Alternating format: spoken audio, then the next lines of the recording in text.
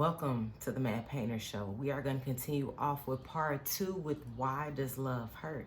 Because we are tired of this destructive pain labeled as love. So I'm just going to go ahead and carry this on to putting the things to work, because in the first video we learned about destructive love, destructive pain and purposeful pain. And in the process of learning about a man's heart, a man or a woman's heart, there are all these different scriptures that tell you, as far as if a man thinketh in his heart, the result of those things. So in working on focusing on love and concentrating on God and how God sees us, because he is going to love us in such a way where it's helping us to develop these muscles for what we need out here on these streets, for a lack of better words. And so what we're doing is that we're applying the wisdom of love, and applying the wisdom of love is actually putting that work in. And putting that work in, the same thing what I mentioned before as far as in building the muscles. This is a purposeful pain because we are intentionally making the changes that we need to. The way that we have been living, has that been making you happy as far as situationships, certain friendships, because of you wanting the friendships for only a particular reason that satisfy you? Or the other way around, people are only with you because you have something that they want. And when we recognize the difference between the purposeful pain and the destructive pain, we have to see how this applies with the red and green flags of our relationships. But in looking at us, because a lot of times we can self-sabotage some things, and looking at us, and we are in the love walk, we are purposely and intentionally learning about love and how to apply these characteristics to our own, so that in this walk we are becoming love. And it's just a part of your being, so that no matter in regards to cheating, I've heard many stories as far as, well, if so-and-so is not going to do this, I'm going to do this. We have to get in ourselves and our single lives to have these certain stances.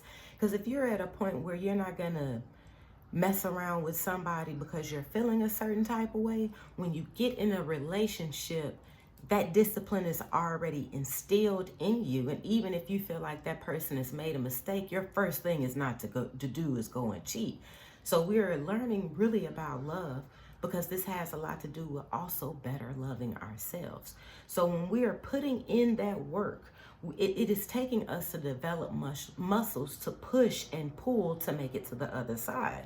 So how we go about changing this destructive love into purposeful love, because we have to go about healing. We can't stay in these places where it's just, oh, I'm never gonna love again. Oh, no one's ever gonna love me. Because you'll eventually start believing those voices that are telling you that, and you'll act in such a way, and your heart will be in such a way that that's what's coming out of you, and also that's what you're attracting. So how we go about changing this destructive love, because it's not love, and I'm going to get to breaking that down, but to how do we get to this destructive pain and make it purposeful? One, give it to God. Be thankful to God for his love and invite him in on your situation. He's already aware of what's going on. But this whole thing with the free will, invite him in. Because he's not just trying to come in on like, whoa, I'm here. It's like you got to invite him in. Tell him what's going on. But first and foremost, be thankful. Number 2, make up in your mind that this is getting done.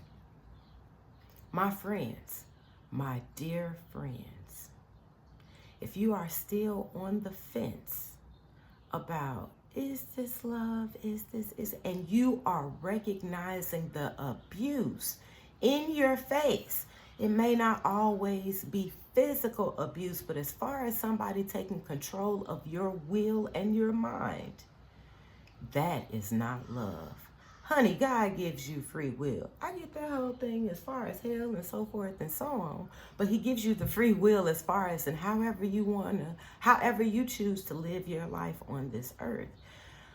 But I definitely say in willing to develop this relationship with God, it changes everything. It changes how you see things. It changes your values. It changes your desires. It's not just a thing, well, I'm going to change this because I don't want to be like this anymore. It's easier said than done if you're not really taking into practices to make those changes. And this is how we're going about making those changes, because I'm not here to crack on. I mean, I'm going to crack just a little bit. But even in my cracking, I'm going to give you some fact-a-lacking. I'm just, okay. So we get down to, let's see. Okay, well, no, we stick to number 2. Make up in your mind that it's going to get done. Seek God for his help. Be sensitive to God by being vulnerable to him and expect to receive an answer from him for your situation. In making up your mind, what is that scripture? A double-minded man receives nothing, something along those lines. It's scripture somewhere in there. But basically, when you're double-minded, in thinking from a lover's point of view, especially with the crap that they're talking about, women never know what they want to eat. Baby, let me tell you how I know what I want to eat at any given time of the day, and I can give you a list just in case if you don't want the place that I want. But in considering when you're asking somebody, hey, babe, what do you want to eat? I don't know. And they give you a list of stuff, and it's, I don't know what I want. Do you really think you're going to get something to eat? Because ain't nobody got time for you to be sitting there. And this coming from a woman. I be hungry. Ain't nobody got time for you to be sitting there, I don't know, and I'm ready to eat right now. I give you a couple minutes. I give you a list, but I'm about to go eat. And don't you stick your hand in my plate. I'm willing to share it though. But let's get back to this. When you make up your mind, you make up your heart. And in your heart, that mind is made and it's going full forward because it has made a decision and had cut that other part off. It's like, we're going to go right this way, just right this way. We're not going to look this way. We're not going to look that way. We're going to stay focused. So we're going to go to number 3 now. Prepare a way out. Abusers, if you are with someone who's a provocative, if you are with a provocative partner, I understand in that last video I went all into abusers, but abusers. There are different levels of abusers, just like there are different levels of abusees. Abusers, or a person who feels like you've been put in a circumstance where this may not have been in you, but you recognize that they didn't push that button. It's like, oh, it's on. It is in me. If you're with a provocative partner, it is time for you to pack. I don't care how good any of those orifices are. Leave. You can always find another orifice, even if you got to pay for it. Yes, I'm on here talking about God, and yes, I'm being for real. Because if you're willing to burn, at least pay for the burn. You know what I'm saying? Don't bring other people in situations and claim you want to get married and you haven't made up in your mind what it is that you really want, and you bringing people into your drama, and it's back to destructive pain. No, we're not going for this either side, okay? Let's be in agreement with this. Let's say it together. No. Let's say it in Spanish, French, and English. No, no, no. So, okay. So, even though there aren't any abuser hotlines, that's something to pay attention to. There aren't any hotlines for you guys. So this is something to consider. You have to look within yourself and step away and go get some help, whether that's counseling, spiritual help, a mixture of both. Somebody that is got some wisdom in them, and that can instill it in you. Okay, people who are being abused. Again, this is coming back to the leave. I understand that there are levels to this. But again, and going back to including God on the situation, and we are not, because I was going to get ready to say in past videos where I've talked about how we're not focusing on the past. You're not focusing on the lack, and including God in on this. God is not a God of lack. So God is not a God of impossibilities. So in anywhere where you're looking like there isn't a way out for you, you must first and believe that you are free, that you are not a captive, and that you do have ways out. Even if it doesn't look like you have a support system, start talking to God right this very moment, because he is your support system. And whatever it is that you need, believe that you are able to receive it, because whatever your level that may be whatever is going on with you, it first takes you to recognize that it's time to get up out of this, because this is not purposeful pain. This is destructive pain. Okay? So I just said that, okay? Like we're here together. High five, team support. Just in case, still, because I know I said it in the last video because I was in a rush. 800-799-7233. The abuse hotline number, 24/7, 800-799-7233. Okay? Just in case you need to call somebody, call God first. But still, because call if you need to call a counselor, a spirit, same thing with you. If you need to talk to someone, you have to be willing to reach out. You have to be willing to reach out. Okay? So let's move this on down. Okay, I'm on my other notes. What is the time? Okay, and we're not going 30. We're not going 30 this time. Okay, now we have to get to a point in making up our mind that we are no longer going to tolerate this. No more. You're putting your foot down so hard that it goes through the floor, because that's how much you've made your mind up with that. That's where we are. You're no longer allowing your fears, whatever these excuses are, the fears, the kids, the money, you don't have anywhere else to go, and nothing but God, baby, but God. Let me tell you how I understand. Kids think totally different than adults, because adults have a different awareness. I get that whole kids going through the separation. I am so appreciative as an adult and recognizing adult relationships and toxicity. Baby, I'm happy that my parents got a divorce, because who wants to live in that kind of environment?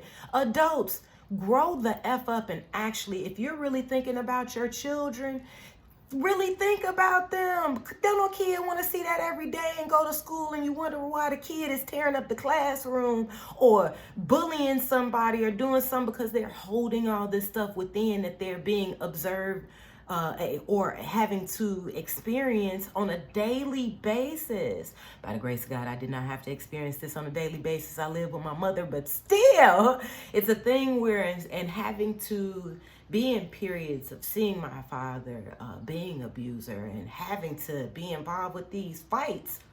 That's what part of that fight come in at. But on the other hand, it's like we got to learn how to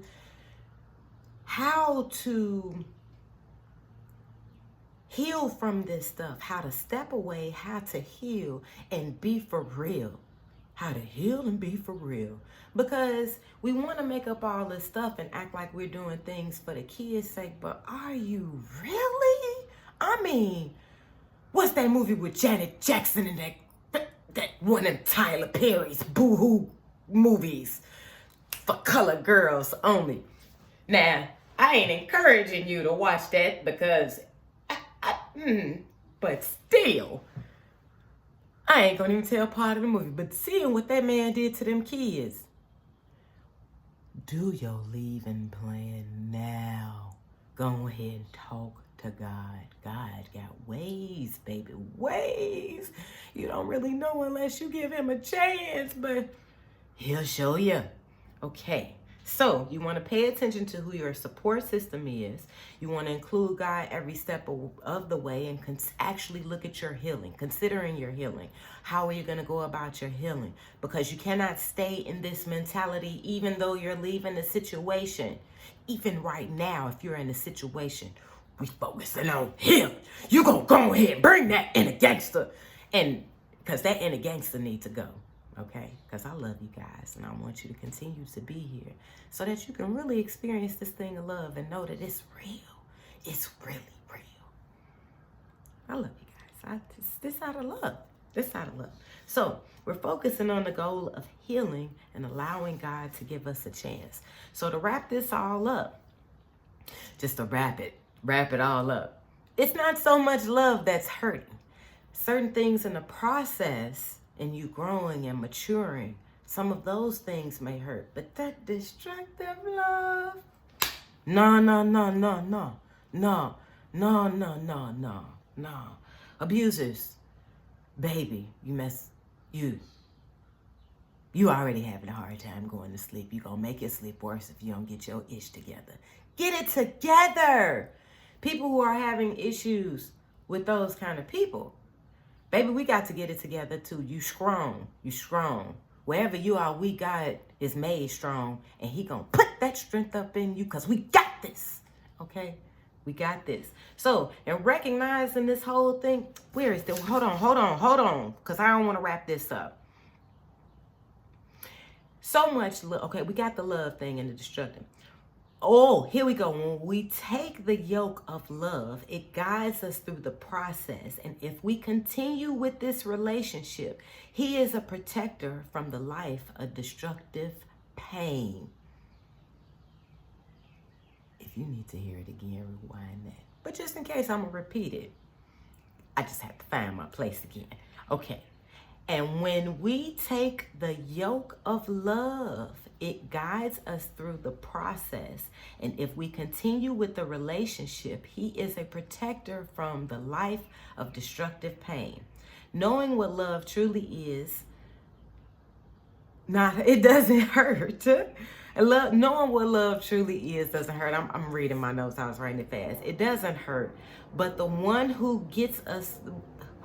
that is so confusing. I'm so sorry. Because I'm trying to wrap this up as fast and not make it as long. Knowing what love truly is not hurt, but is the one who gets you. But he is the one who gets you through.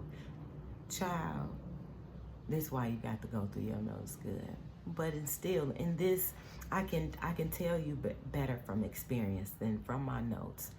When you have a true knowingness, because you don't know what love is unless you know what love is. And in developing this intimacy, you'll see how love gets you through. It's not a thing where love hurts.